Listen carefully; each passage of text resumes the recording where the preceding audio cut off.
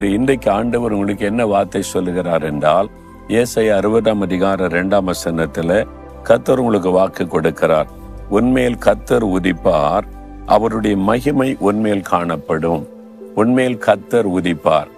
உதிக்கிறதுன்னு சொன்னா என்ன சொல்லுவோம்? சூரியன் உதிக்கிறது, சன்ரைசஸ், சன் எழும்புகிறது, உதிக்கிறது.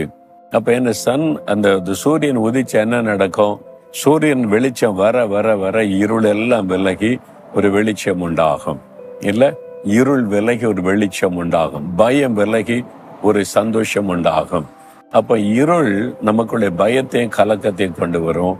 வெளிச்சம் வரும்போது சந்தோஷமா நம்பிக்கையும் மன மகிழ்ச்சியை கொண்டு வரும். அதற்கு தான் சூரியன் அவசியம்.